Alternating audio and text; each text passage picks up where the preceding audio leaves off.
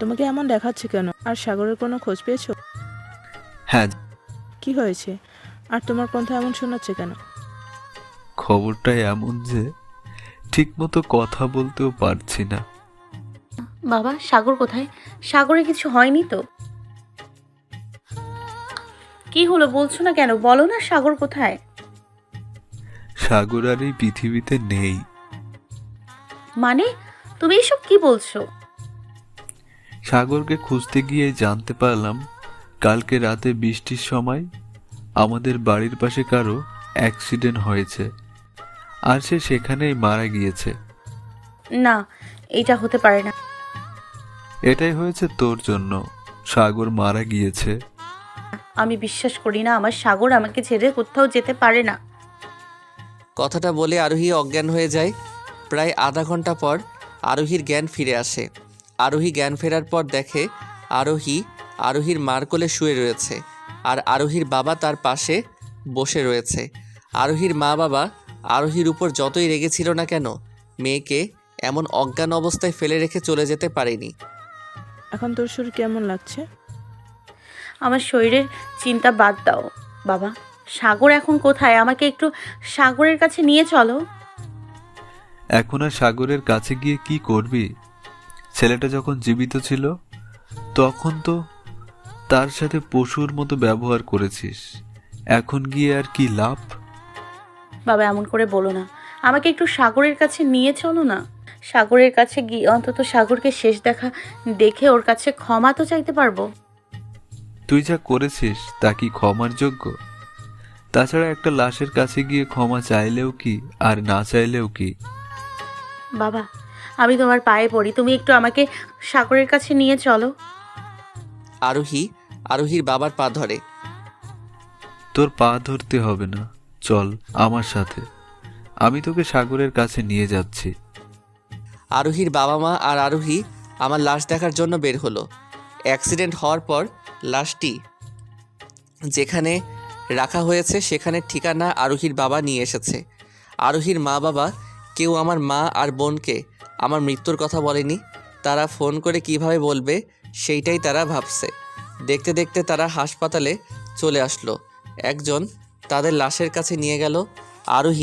আরোহীর মা বাবা লাশটা দেখে অনেকটাই অবাক হয়েছে, কারণ সেখানে যার লাশ সেটা আমার না, অন্য কোনো মানুষের।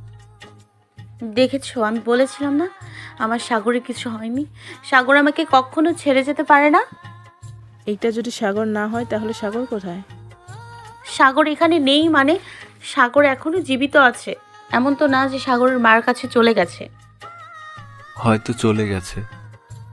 বাবা, তুমি একটু শাশুড়ি মাকে ফোন করে জিজ্ঞেস করো না সাগর ওইখানে গেছে কিনা। আগে বাড়িতে যাই, তারপর করব। তারপর আরোহীর বাবা আরোহী আর আরোহীর মাকে সাথে করে আরোহীর বাড়িতে নিয়ে আসে। সেখানে এসে আরোহী আমার মাকে ফোন করে, কিন্তু মা বলে আমি সেখানে নেই।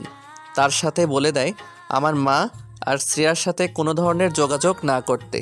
তারপর সেই দিনই আরোহীকে সেখানে রেখে আরোহীর মা আর বাবা তাদের নিজেদের বাড়িতে চলে যায়। তারাও আরোহীর সাথে সব ধরনের যোগাযোগ বন্ধ করে দেয়। দেখতে দেখতে আরও 15 দিন চলে যায়। এই 15 দিনে আরোহী গাড়ি নিয়ে আমাকে অনেক জায়গায় খুঁজেছে, কিন্তু আমাকে কোথাও খুঁজে পাইনি। শুধু আরোহী না, আরোহীর বাবাও আমাকে খুঁজেছে, কিন্তু তিনিও আমাকে পাইনি। আমার মা তো এক প্রকার খাওয়া বন্ধ করেই দিয়েছে, কিন্তু শ্রেয়ার জন্য খেতে হয়। মা যদি না খায় তাহলে শ্রেয়াও খাবার খায় না। শ্রেয়া প্রতিদিন স্কুল থেকে তাড়াতাড়ি বাড়িতে চলে আসে। বাড়িতে এসে আমাকে খুঁজতে থাকে, কিন্তু আমাকে পায় না। তারপর আবার কান্না করতে থাকে। এইভাবেই 15 দিন কেটে যায়। অন্যদিকে সেই দিন আমার অ্যাক্সিডেন্ট হওয়ার পর রাস্তা দিয়ে একজন ব্যক্তি আমাকে দেখে আমাকে হাসপাতালে ভর্তি করিয়ে দিয়ে যায়। অ্যাক্সিডেন্ট তেমন গুরুতর না হওয়ায় আমার জীবন বেঁচে যায়। 15 দিন পরে যখন আমার জ্ঞান ফিরে, তখন দেখি একজন নার্স আমার পাশে বসে রয়েছে। আমাকে চোখ খুলতে দেখে ডাক্তারকে ডাক দিয়ে আনে।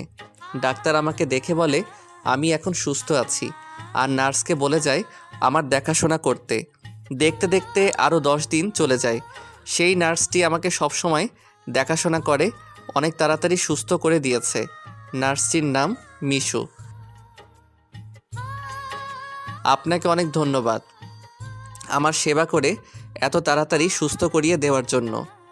কি যে বলেন, এইটা তো আমার কাজ। তবুও আপনাকে ধন্যবাদ। আমাকে কি আপনার অটোগ্রাফ দেবেন? কথাটা শুনে আমি অনেকটা অবাক হলাম। আমার মতো গরিব ছেলের অটোগ্রাফ নিয়ে আপনি কি করবেন? কে বলেছে আপনি গরিব? আপনি কত জনপ্রিয়, একটা মানুষের ধারণা আপনার নেই। আমি আবার জনপ্রিয় হলাম কি করে? দাঁড়ান, আমি দেখাচ্ছি।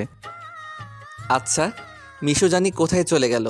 কিছু সময় পর হাতে কি জানি নিয়ে ফিরে আসলো। এই যে এইভাবে। মিশু হাতে জিনিসটা আমাকে দেখালো। আরে, এটা তো আমার লেখা বই।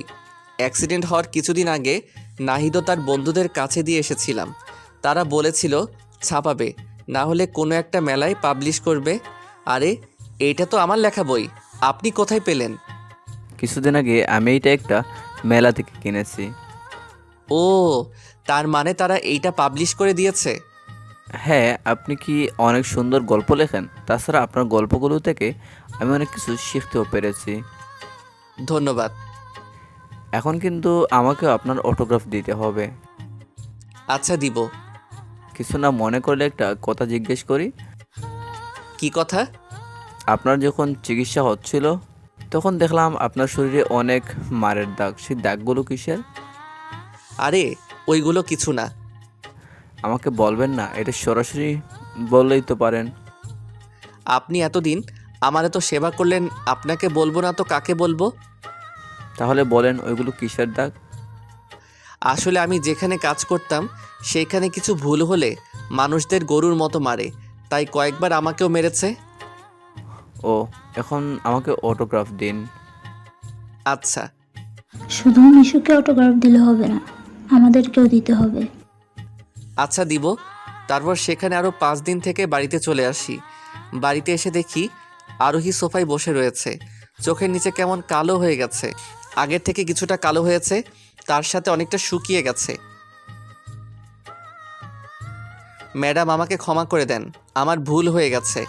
1 মাস আমি আপনার কাজ করতে পারিনি। আরে আরে, কি করছো? আগে বলো তুমি এতদিন কোথায় ছিলে? জানো এই 1 মাস আমি তোমাকে কত জায়গায় খুঁজেছি। তুমি এতদিন কোথায় ছিলে? আর তোমার মাথায় ব্যান্ডেজ করা কেন? ম্যাডাম, আপনি কান্না করছেন কেন? চাকরের জন্য কেউ কান্না করে? আর একটা চাকরকেই এত খুঁজছেন কেন? ও, বুঝেছি। আপনি হয়তো ভাবছেন আমি বাকি 2 মাস আপনার কাজ না করেই চলে যাব। কিন্তু ম্যাডাম, আপনি 10 লক্ষ টাকা দিয়ে আমার বোনের জীবন বাঁচিয়েছেন। আমি আপনার দেওয়া কাজ আর আপনাকে ডিভোর্স না দিয়ে কি করে যাই বলুন তো?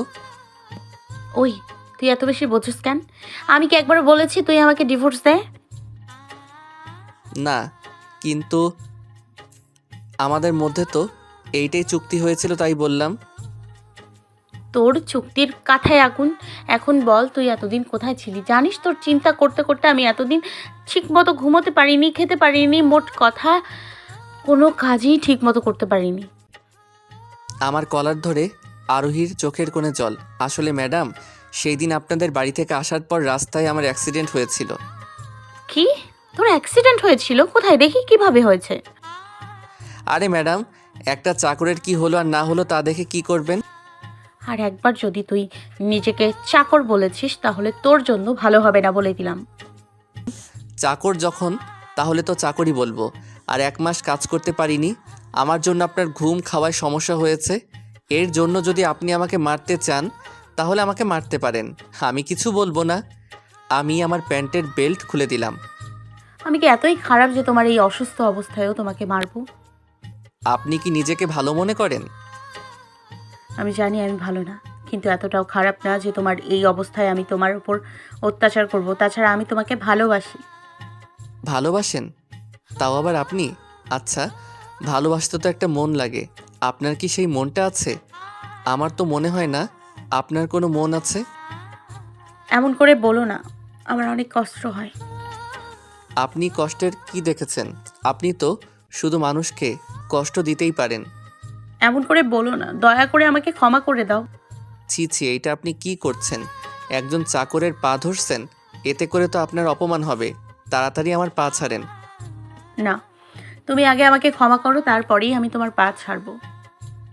আমি বলছি আমার পা ছাড়েন। এক প্রকার জোর করে আমার পা ছাড়িয়ে নিলাম। ম্যাডাম, যদি কোনো কাজ থাকে তাহলে বলুন, আমি করে দিচ্ছি, না হলে আমি বাহিরে যাব। কোথায় যাবে? সেইটা আপনাকে বলার প্রয়োজন মনে করি না। যদি কাজ থাকে তাহলে বলুন, আমি করে দিয়ে যাচ্ছি। না, এখন কোনো কাজ নেই। তাহলে আমি যাই, কিছু সময় পরে আসব। কথাটা বলেই আমি বেরিয়ে আসলাম। এখন আবার নাহিদের কাছে যেতে হবে। অনেক দিন ধরে কথা হয় না।